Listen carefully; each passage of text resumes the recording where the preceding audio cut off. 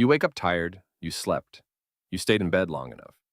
But you open your eyes already heavy as if your body had spent the night fighting something invisible and hadn't won. And throughout the day, anything irritates you. A message in the family group, traffic, a comment that shouldn't matter. You realize you reacted more than the situation called for. And that bothers you. But you don't understand why. And at night, without real hunger, you eat, or stay on your phone much longer than you planned, or drink a little more than you wanted. Not for pleasure, for relief, just to quiet the internal noise a little. You think this is a lack of discipline. It's not. What's happening has a name. It has a mechanism. And when you understand this mechanism, you will stop blaming yourself and start seeing what really needs to change. Because your body has entered danger mode, and now it is doing exactly what it was programmed to do in this situation. The problem is not you. It's that this program was written for a world that no longer exists. If you don't follow this channel yet, now is a good time, because what comes next will change the way you read your own symptoms. Think of cortisol as your body's fire alarm. When it goes off once in a real fire, great. You run, escape, save your own life. The alarm did its job, then it turns off and you return to normal. But what happens when this alarm starts ringing for anything? For the annoying 10 p.m. email, for the traffic argument, for the notification that arrived at the wrong time, for the list of things you didn't finish today. It rings and rings and rings again, and the body can't tell the difference between a real fire and a false alarm. It responds the same way in both cases. It sends cortisol into the bloodstream, raises heart rate, prepares the muscles to act, redirects energy away from digestion, the immune system, and the ability to think calmly. Researchers at Yale University have documented that chronic exposure to elevated cortisol reduces the volume of the prefrontal cortex, the area responsible for rational thinking and decision-making.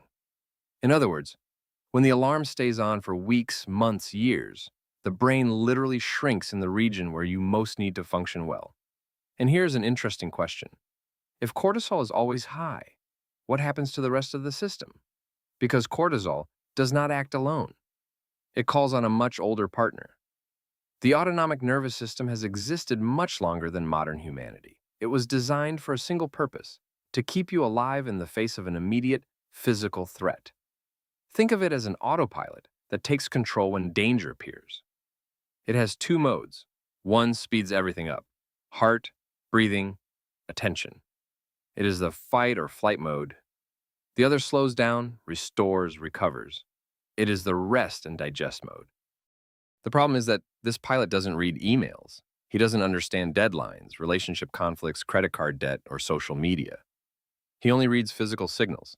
And when these signals keep coming, high cortisol, shortness of breath, clenched jaw, tense shoulders, he assumes the danger is real and keeps his foot on the accelerator. Have you ever noticed that sometimes your jaw is clenched without realizing when it started? Or that your breathing is short for much of the day, even at rest? These aren't tics. They are signals from the nervous system sending the same repeated message to the brain. We are not safe yet. Not yet. And this is where most explanations stop. We won't stop. Because there is a third character in this story that connects everything and explains why fatigue, irritation, and compulsion appear together. Not separately. Always together. Dopamine. You've probably heard it's the pleasure hormone.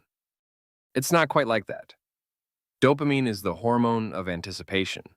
It's what makes you keep scrolling your thumb on the screen even when you don't find anything interesting, because the next post might be.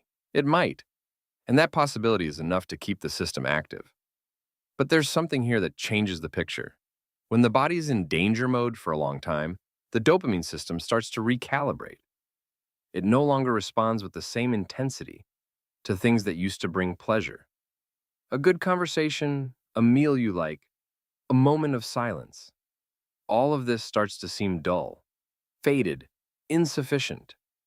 And the system seeks bigger stimuli, faster, more intense.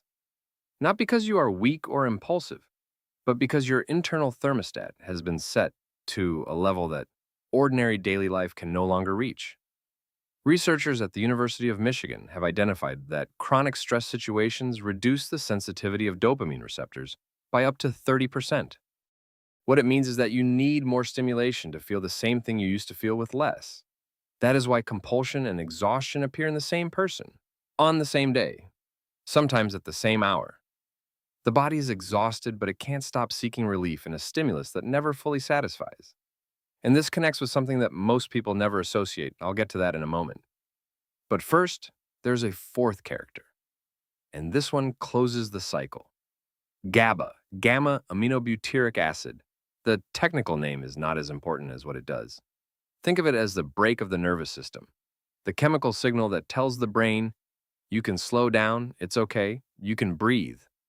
When GABA works well, you can get out of alert mode even after a tough day. You can sleep without your mind racing. You can sit without feeling like you should be doing something else. When GABA is low, which is exactly what happens in chronic stress situations, the brake loses pressure. The car keeps going down the hill. You stay on edge even when the situation has passed. Anything becomes a trigger. Any noise seems louder, anything seems more urgent than it is.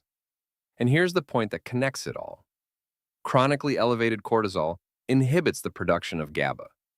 The alarm that never turns off begins to dismantle the brake itself. And when the brake disappears, the alarm goes off even more easily. A cycle that feeds on itself and becomes harder to break the longer it runs. The tiredness you feel is not fussiness. It is the energy cost of a system that never fully turned off. The irritation is not a lack of patience. It is a brake that has lost pressure.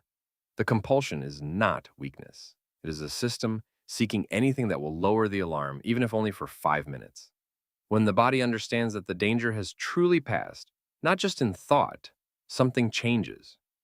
Cortisol begins to drop. The nervous system changes mode. GABA starts working again, and dopamine recalibrates us for the pleasure of simple things. It's not willpower that makes this happen, it's a signal. The body responds to signals. It always has. The question is, what signals are you sending to it throughout the day? What you just learned is the foundation, but it can be completely canceled out by one silent mistake that almost nobody catches. To make sure that's not happening to you, I handpicked the video showing up on your screen right now and also in the card above. In it, I reveal the hidden error that 90% of people make when trying to live a healthier life. Building good habits means nothing if this one specific thing is quietly blocking your results from the inside. Click now to make sure you're not sabotaging your own progress without even knowing it. I'll see you there in just a few seconds.